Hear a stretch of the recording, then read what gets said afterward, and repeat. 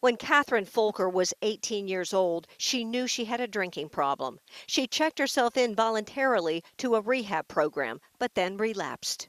I had said to her, at least you're not a heroin addict. And she just looked at me, and that's when my world fell apart.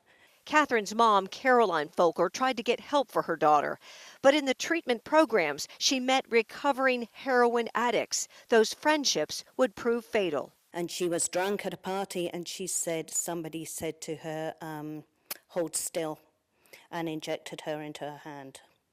And that was the first time she ever had intravenous heroin. 12 weeks later, Catherine died of a heroin overdose. I was terrified, and she was terrified, and she did want help. And I always use the analogy, I was like a chicken with my head cut off because I was running everywhere trying to find answers. Caroline Folker and her husband moved from Great Britain to Fauquier County.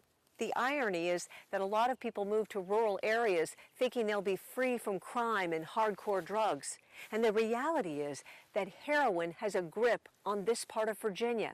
Already this year, 8 people have died from heroin overdoses in Fauquier County. Maura Sater's 31-year-old son Bobby died of a heroin overdose in Leesburg in 2015. He said that it invaded his dreams, and so there's just a lack of control there when you can't even control your dreams, and it comes and creeps in.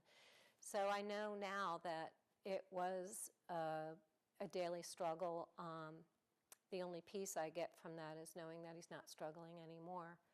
But yeah, it makes me sad. It makes me very sad because I know he fought it very hard.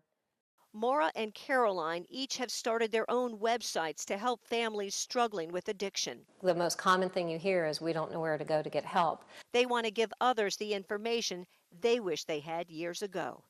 Peggy Fox, WUSA 9.